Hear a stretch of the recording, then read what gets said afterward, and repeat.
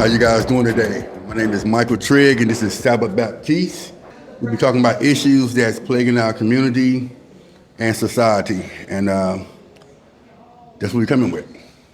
Yes, I'm very delighted to be here to join Michael Trigg in talking about how we can improve situations and bring about solutions in our community, whether it's life, whether it's family, whether it's the Creator God, whatever. We're going to just talk about all of this to make sure that everybody can join in and offer solutions. So, thank you. First thing we're going to talk about, I think we have to be faith, Christ, because everything I ever done, good or bad, he was a part of it, you know. And when I say bad, he covered me when I did bad things. He didn't leave me, you know. So I think that it's, I think people think that to be a follower of Christ, you got to walk around with a Bible or something like that. What do you think about that, Saba? Well, I agree with you. The strongest thing that I have is my faith, and my faith in the Creator, and it's my works that identify who I am and how God works through me. So I don't need a Bible to translate that. I just need to keep in the spirit of God. So yes, I do agree with you. So I just really believe that if people in society understood how easy it is to be a follower of Christ, all he requires us to be a helpmate, a servitude attitude to help someone in need. Yes, I do agree with that. My life journey is proof, is evidence of that. And one of the things I can say, I keep meeting these really wonderful people like Michael Trigg that helps me to be a better person. And in order for me to be a better person, that person has to be a great person. So I'm always learning from these powerful people.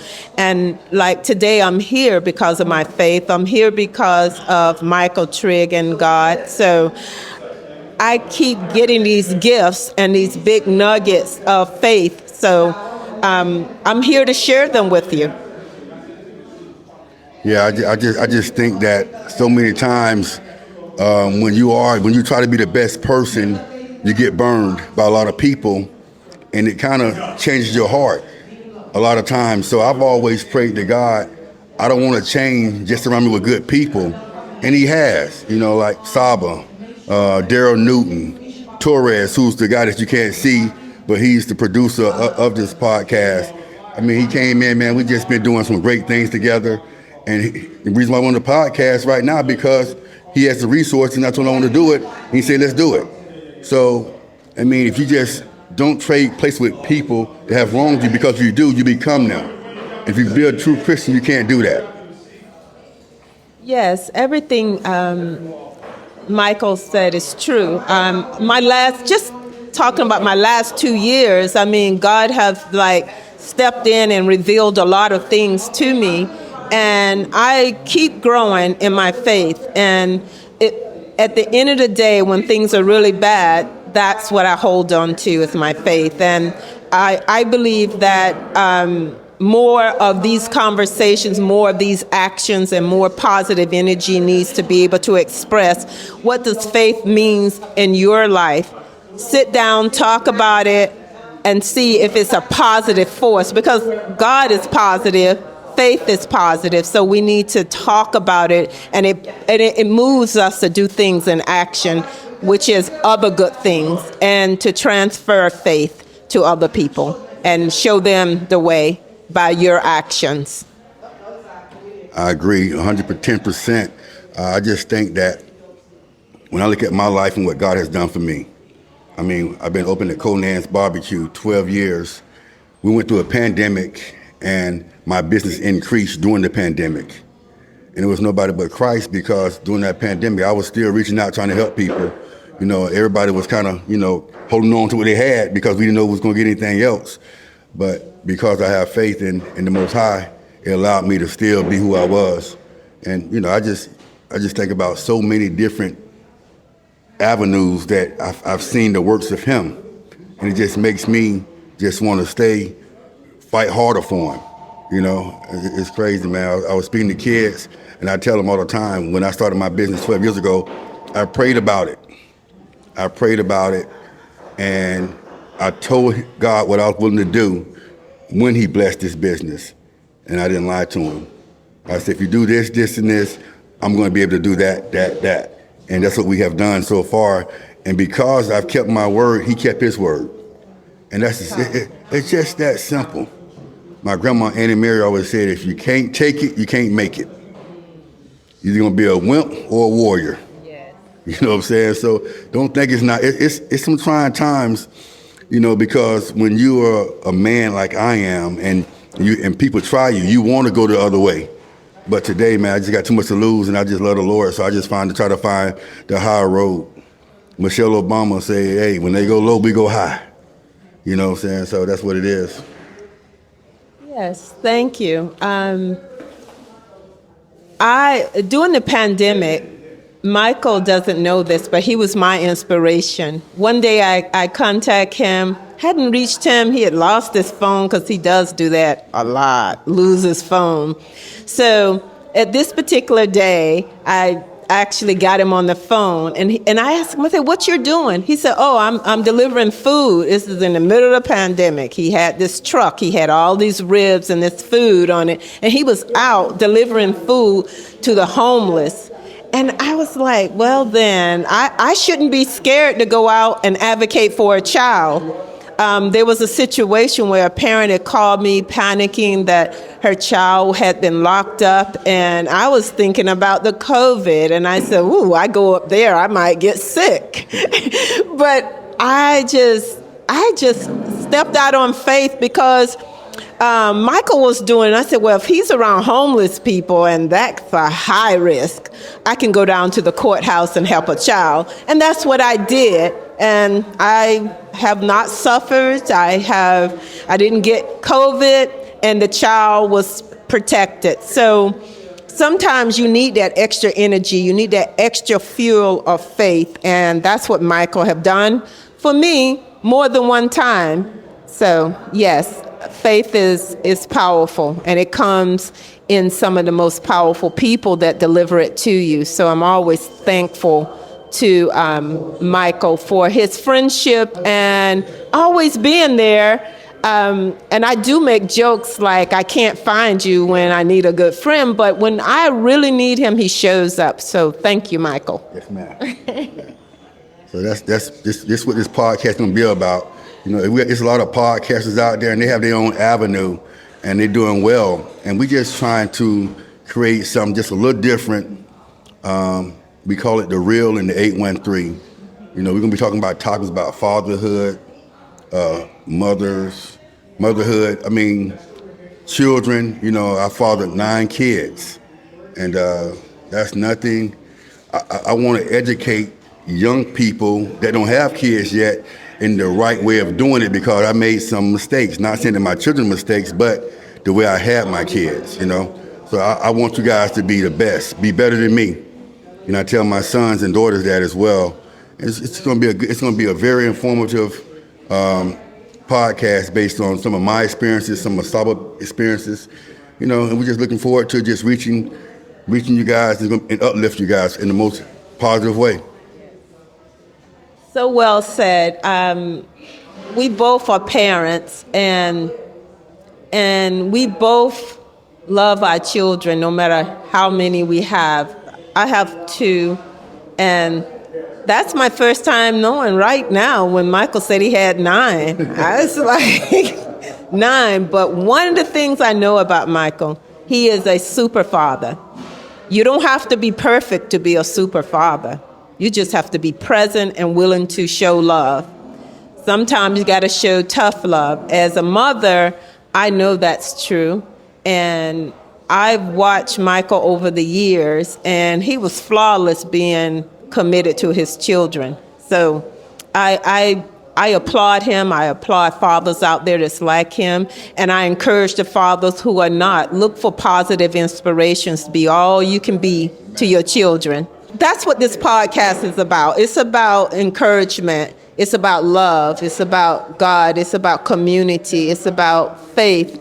It's about all the positive things that we need to talk about more. It's about family, how we can get more people, positive people together, how we can elevate our thinking, how we can elevate our life and bring everybody up with us and try not to leave anybody behind. Our concerns is always our community, what we can do to make the world better than we found it. So we hope that you tune in to our podcast and share everything that you need to share that makes us better and makes our community stronger. Yeah.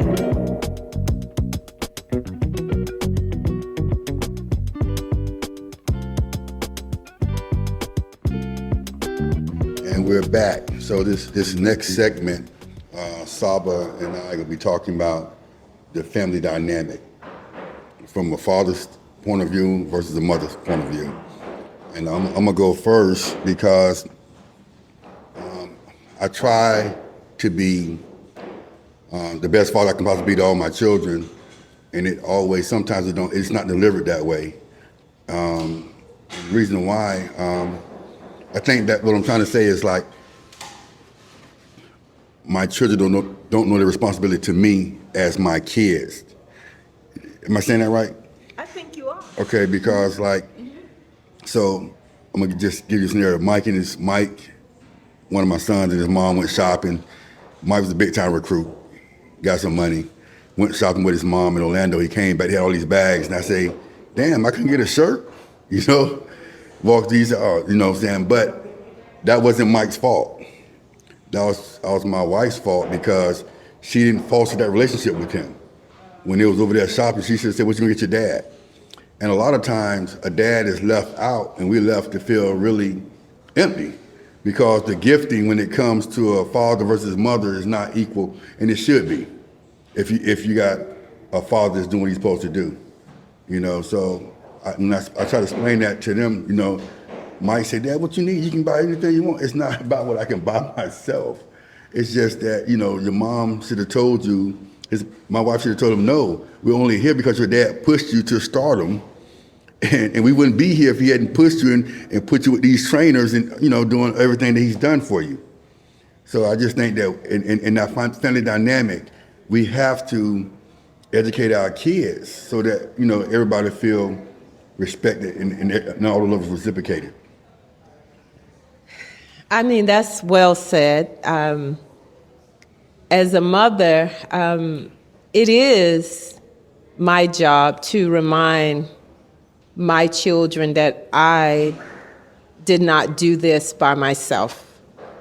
And as a mother, it's also important that I recognize that I cannot do this by myself. So when you do have a significant other or husband that wants to play a role and doing the right things, we have to make sure that that man feel inclusive in the family. Therefore, that means that mom have to also teach the kids how important daddy is, how important their other side is. And so in order to do that, we have to talk to the children.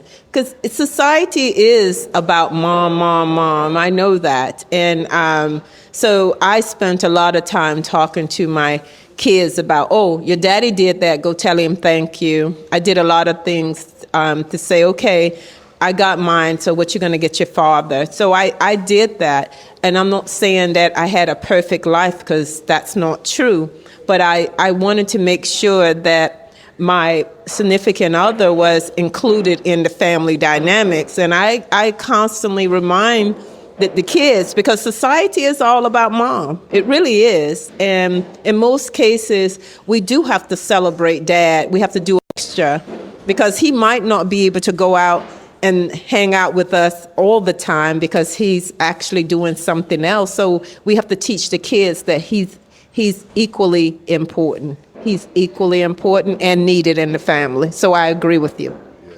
Yeah. And that's kind of, it's crazy because, Mike was raised in my house, and not saying that my wife, she didn't foster a relationship for us like that. Maybe she didn't know to.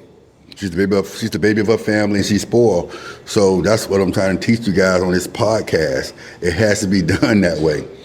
And if you do it this way that we're trying to teach you, your household will be ran so much better.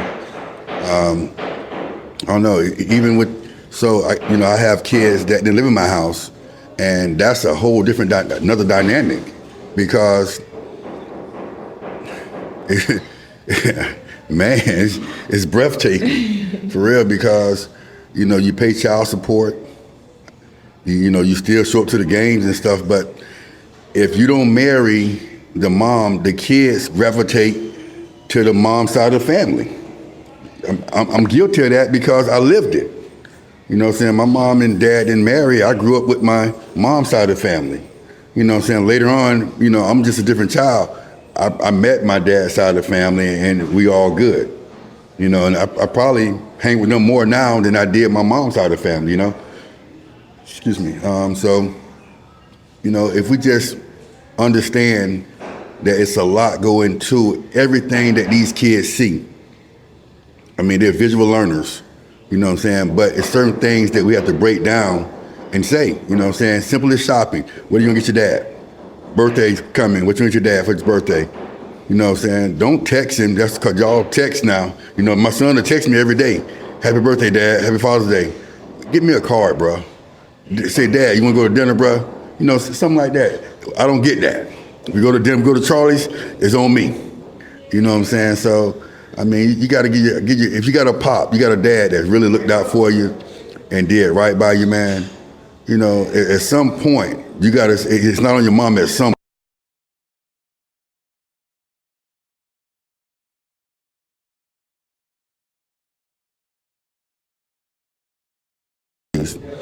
it's a great place to be there. I mean, I've experienced those moments with Mike.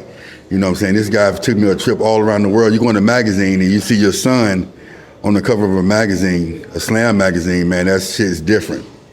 And you had a major part in it. You know what I'm saying? So, but you want it to come from him. That's it. No, that's a great contribute to fathers, because I do think fathers are underrated. Some of the most memorable moments growing up as a child, it was father, uncles, people who took the time with me, cared about me, nurtured me, protected me. I do believe that females, women, mothers have to do more to demonstrate to the children, even if you're not with that significant other, that's still their father. And that means that if you're separated, you have to do more to make sure that they're included in that relationship. Because most of the time, kids they will, if you don't teach them, they will pick a side. Because they see, if I live with my mom, then that's the side I'm on. And they don't understand the dynamics of a relationship because they're too young. They don't have any experience. So you have to teach them. You have to be 100% invested in their development. So you have to not be selfish and teach the kid, hey, that's your father too. He has a birthday just like I have a birthday. And what are you getting him for his birthday? Or when have you called your father, or when the last time you visited your father? That's my approach to having a separate household. And I think it worked. And one day I won't have to remind them of that. They'll do it on their own. So let me ask you a question though, Saba. Why do you think that is though? Why do you think that women don't do that? I mean, I know you speaking in your experience, you have did it. Right. But why do you think women in the whole don't do that? Well, I can't speak for all women. I can only say that from knowing friends that do not do it, they have unresolved issues with their spouse or their significant others that they separated with. And in order to, what they do, they take it out by fueling the kids with some doubt or some negativity.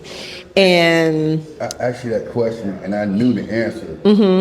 That's what I thought. Right. But I mean, And like I said, I'm often referred back to this place, the real in the 813 as a learning tool because we want you to be better. Right. So you can't use your kids as a pawn.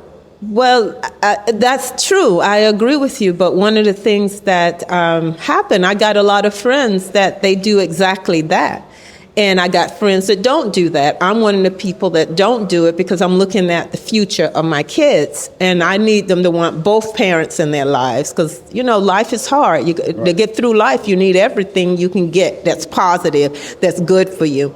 So a lot of people have unresolved issues. Yeah, I think that a lot of times. And I like to say one thing. Unresolved issues do not mean it's money. Right? It can be emotional. It can be something that they thought they should have got more of from you and they couldn't, meaning love, meaning maybe they think they should have been with you and they're not. And some women tend to envy men that do well, and they look at the kid as a pawn, right? So if the kid is there, I can get what I want. And a lot of people, not all, because there's some great women. There's some great women out there. A lot of them I applaud when they understand that the kid come first and the balanced relationship has to be there, and the respect and the concern for the child overall nurturing. And that's so important when you say the kid come first, because a lot of times with my wife and I, you know, the kid came first. You know, she really didn't like being second. I was third. And I love being third because the things that I was able to do for my children put a smile on their face. And I put them in great situations. Where I came from the dirt. It was just nobody but me and Jesus. You know, I didn't, you know, I probably had 2 pair of shoes for school, a play pair of shoes and a pair of school shoes, you know. I came home, they looked brand new the whole year. You know, so because I had it so rough, Mike had shoes that he never got a chance to wear, he just outgrew. You know what I'm saying? And that's one of the things that we're doing wrong also. I think back now, you know what I'm saying, that all my kids are grown, but I think about it's more necessarily better, and it's not. You know what I'm saying? Like Mike had so much more than I ever had. Great kid, academics, athletically, you know, but I think I probably overdid it a little bit. You know, I think, you know, giving him everything that he wanted because he was a great student and a great athlete, I still could have scaled back some, you know, and let him wash dishes. He didn't wash dishes because I washed dishes at age 3 years old, standing in a chair. You know what I'm saying? But it didn't kill me. You know what I'm saying? You know, so, you know, you got to think about stuff like that. So we can't be like, oh, we want our kids to have the best of everything, this, and this, because I made it. And I'm a great person, and it was hard as hell. And I wouldn't change my life for nothing in the world. My mom had my brother and I at 15 and 16. I see my mom work multiple jobs, you know, but she did the best she could for us, you know. So, I don't know, I just think that we just got to educate society on how to do it the right way, and they'll have less headaches, less sleepless nights, and less wet pillowcases. That's true. I also think that we lost our way, right, in terms of a value system, right? So we started thinking materialistically more so than taking care of the inner spirit and nurturing the child more so. Because if they have 20 pair of shoes, they would have been just fine with 5 pair of shoes, right? So we did overdo it because maybe we had so less coming up, and we knew how that made us feel, and we never left that feeling behind, so we didn't want our children to experience it. Right. A good friend of mine, she have 2 boys, and one of her sons, he was 15 years old, he got in trouble, and she came over to my house and she said, he never went hungry. he never had a bad time in life. And she said to me, she said, if I had let him go hungry, because they lived in a grand place right on Avila, big golf course, beautiful house, 4,000 square feet, and the father was a regional manager. She said, if I had only let him go hungry or go without, we wouldn't be standing in front of the judge right now. And so that kind of impressed me. It made an impression on me that when I bring my son up, I got to keep those things in mind, that although we want to give them the world, but we got to allow them to think through certain things and feel certain things, and appreciate certain things, because we raise kids, because we got kids that now, the Gen Z. Right. And it's all about material world. Right. And we did that. And we forgot to teach them what our parents and our grandparents taught us. Right. Yeah, just on the statement that you made about your friend. So, yes, ma'am, Ms. Jackson. So I just think that I want that in here, though. That's why we're going to hear it. So, but I was just thinking, I've did everything for my son. He was a private school kid, putting him all kind of camps, chiropractor, hip specialist. I think Mike was probably a six-figure guy from age 8th grade on. And I think the Lord, he's never been in any trouble. Mm-hmm. You know what I'm saying? So I know you said if you let him go hungry, he just made a bad decision. And and he ended up there. So I don't really agree with him letting him go hungry to change the outcome of that. Just made a bad decision. So, but like you said, we forgot to teach our kids our way. You know what I'm saying? Like, I think that if I had, and I try to tell them, but it just don't work that way. If I had kind of like just, man, we was just raised so differently. My grandmother was like 26 cousins. We'd be in the den, and she had on Roots. We watching that movie, and she educating us about where we come from. And I think that Black history, kids today don't have a clue. Now, I can't tell you, I had Michael on my knee, and we was watching Medgar Evers, Marcus Garvey videos, Malcolm X, and Martin Luther King. His favorite speech, how long, not long. And so he's grounded. He got it. But as a whole, we dropped the ball.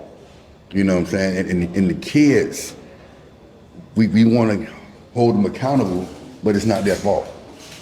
You know what I'm saying? It's not their fault at all, man. And it's sad, because when I do a retort, man, I wonder how could I have impacted their lives more as a whole. I was a football coach. So when I taught school for 8 years, I did my thing. I showed them Serafina. I talked to them about Marcus Garvey, Malcolm X, and I told them how Malcolm X felt this way, Martin Luther King felt this way. Which way do you feel? Right. And they gave me options. So then they became interested in knowing about these guys. Right. You know what I'm saying? So they came and Mr. Trigg, who you like, Malcolm X? I said, well, I'm Malcolm X all day. You know what I'm saying? Right. Me too, Mr. Trigg, me too. You know what I'm saying? So go ahead. No, what I wanted to say is that you touched on a lot of key areas. I have a daughter and I have a son, and two different approaches. Right. And I can honestly say I am one of the architects of writing the African American curriculum here for Hillsborough County Public Schools. Right. But what I can also say about that is that my children should have known more about it. It was more of a getting it done, and we have to remember that things look different, but they still remain the same. Right. And we have different conflicts, and our kids The Gen Z, they're all about technology, they're all about texting, they're all about posting, TikTok. And so when do we save the time to teach them those deep lessons? How do we do it? Because their life is moving a lot faster than ours are. And they are expected to do a lot more. So when we talk about, for me, looking at you, you would be a poster of an excellent father, really. You would be the poster of an excellent father, meaning that even that doesn't guarantee that everything's going to turn out right. So sometimes we are too hard on ourselves, and we actually want everybody to play their role. Right, that's it. But we know that's not true in human nature. Right.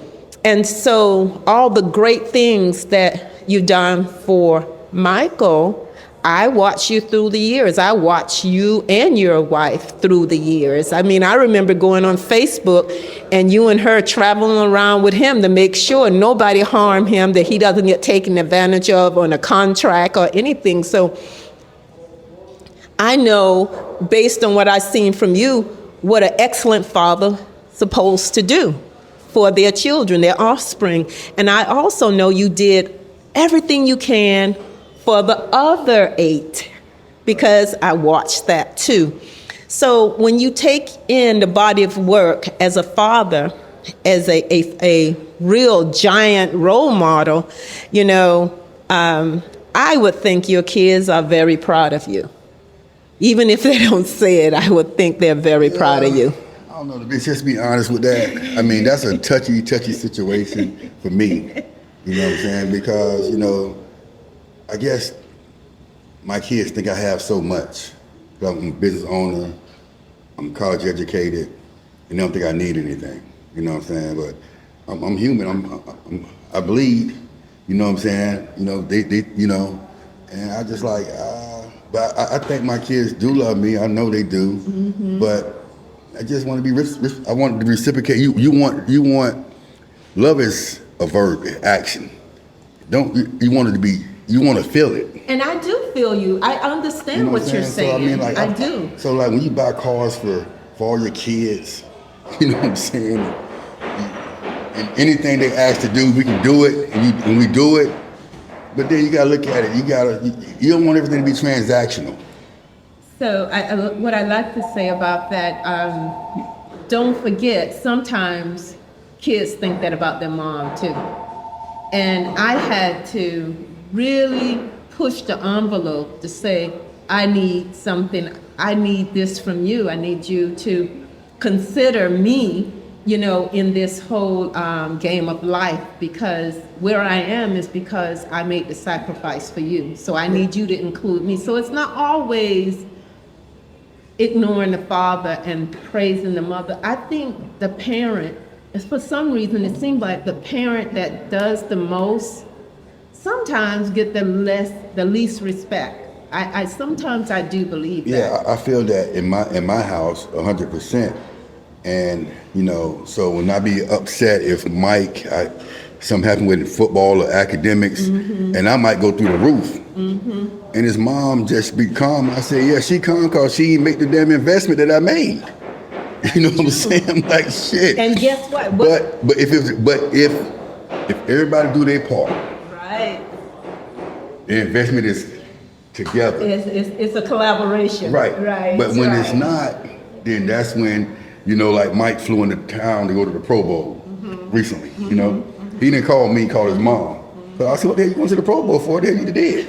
You know what I'm saying? Shit, like, I'm just being honest with you. You know what I'm saying? No, bruh, stay up there, work, and get some work in. You're in Waco, Texas for a reason. Mm-hmm. But he called his mom, and I love their relationship. Right. But right. I fostered that. Right. You know what I'm saying? So I don't get upset about it, But you just said something very key. Yeah. You fostered it. That's how I foster things, because we see the bigger picture. Right. And sometimes you have to transfer that picture so that somebody else can see it too.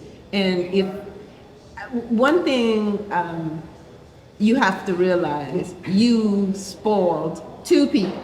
Yeah. You know that you Yeah. spoiled two people, Right. and that was the thing probably that kind of like made you feel that who's here to help me, who's here to spoil me, who's here to consider me, Right. because you were spoiling. Because I remember those collections of those purses that I wished I could have had. Right. I know, right? You know, you know better, you do better. And I bought those purses because I wanted my son to see how you take care of your wife. You know what I'm saying? Everything I've done, Right. To really, give him a good, healthy view. This what you're supposed to do. You know what I'm saying? Yeah, I know. You know, so I'm not gonna say that about my wife because she's not here to defend herself. To ones I love you. Right, and I'm a friend of the family. Peace and love. Peace and love. so- Sister. Peace. Yeah, so that's going to be the show, today's show. We appreciate you guys for watching. Saba, Baptiste, I really appreciate you. Hey, man, stay tuned, man. We're going to just try to be very informative so we can uplift and grow our community in the right way. God bless. See you next time. Thank you for inviting me. I'm hoping that we can do a lot of great things with this podcast, and much love to Tampa Bay and beyond. Thank you. See you next time.